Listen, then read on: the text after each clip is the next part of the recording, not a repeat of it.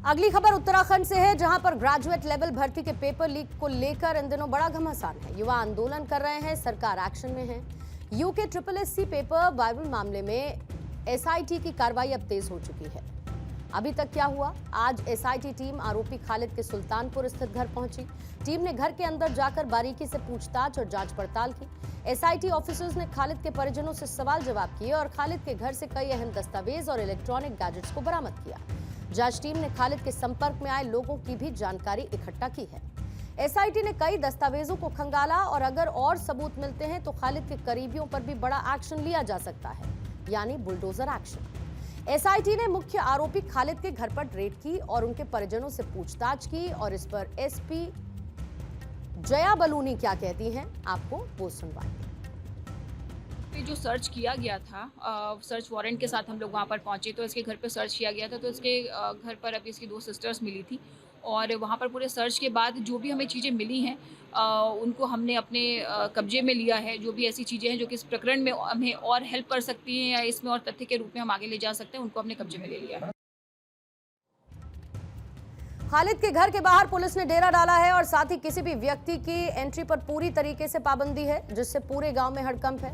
गांव में सुरक्षा के पुख्ता इंतजाम है, लोगों की आवाजाही पर निगरानी है। आसपास के इलाकों में गश्त तेज कर दी गई। पुलिस हर एक एक्टिविटी पर नजर रख रही है। दूसरी तरफ एसआईटी ने हरिद्वार में भी जांच शुरू की। अभ्यर्थियों से बातचीत हो रही है और आम लोग भी एसआईटी को अपनी जानकारी दे सकते हैं। जांच रोशनाबाद कलेक्ट्रेट सभागार में चल रही है। एसआईटी निष्पक्ष जांच के लिए अभ्यर्थियों से सुझाव भी मांग रही है। एक तरफ धामी सरकार फुल एक्शन में है और दूसरी तरफ सीएम धामी ने छात्रों की आड़ में सरकार को अस्थिर करने वालों पर निशाना साधा है। मुख्यमंत्री पुष्कर सिंह धामी ने पेपर लीक पर हुए देहरादून में नारेबाजी और आंदोलन पर कहा कि ये पेपर लीक नहीं था, ये गलत प्रचार किया गया। एक सेंटर पर नकल का मामला था जिसको संगठित रूप से प्री प्लानिंग के तहत आंदोलन का रूप देने की कोशिश की गई और उत्तराखंड में अशांति का माहौल बनाने की भी कोशिश हुई है। आप सबने देखा होगा, एक जगह की कहीं की शिकायत आई और पूरा अराजकता का माहौल बना दिया गया। नकल या पेपर लीक तब माना जाता कि वो पेपर 9 बजे बाहर आ गया होता, 10 बजे आ गया होता, 10:30 बजे आ गया होता या 11:15 बजे आ गया होता। अगर किसी को उसके कुछ प्रश्न पत्र मिल गए तो उसकी जिम्मेदारी बनती थी कि वो उचित स्थान पर पुलिस को, प्रशासन को उसकी सूचना दे। आखिर इसके पीछे क्या एजेंडा था कि जो कई घंटों तक उसको छिपाया गया और बाद में कोई बात नहीं और पूरे एजेंडे की तरह पूरे राज्य के अंदर सोशल मीडिया से लेकर अन्य माध्यमों से लेकर परीक्षा जो व्यवस्था है उस व्यवस्था को पूरी तरह से बदनाम करने का पूरा षड्यंत्र किया गया है। अब पेपर लीक का पूरा मामला क्या है, आपको वो भी बता देते हैं। उत्तराखंड में क्या मामला आया? 21 सितंबर को यूके SSSC ग्रेजुएट लेवल परीक्षा आयोजित की गई। खालिद ने परीक्षा केंद्र में मोबाइल छिपाकर 12 सवालों की फोटो खींची और अपनी बहन साबिया मलिक को भेजी।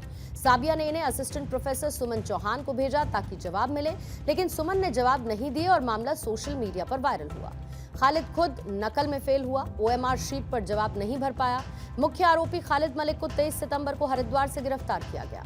खालिद की बहन साबिया हिना को भी गिरफ्तार किया गया। सुमन चौहान पर भी एफआईआर दर्ज हुई, लेकिन वो फरार बताई गई है। कुल मिलाकर 4 लोग यानी खालिद, साबिया, हिना, सुमन पर केस इस मामले में दर्ज किया गया है। वहीं गढ़वाल में तैनात असिस्टेंट प्रोफेसर सुमन ने इस बात का दावा किया कि किसी खालिद नाम के व्यक्ति ने उन्हें व्हाट्सएप के जरिए से पेपर के 3 पेजेस भेजे। सुमन की तरफ से मामला सार्वजनिक किए जाने के बाद इस मामले को लेकर प्रदेश में घमासान मचा है। इसके बाद 25 सितंबर को देहरादून एडमिनिस्ट्रेशन ने खालिद के परिवार द्वारा सरकारी जमीन पर किए गए अतिक्रमण पर बुलडोजर भी चलाया।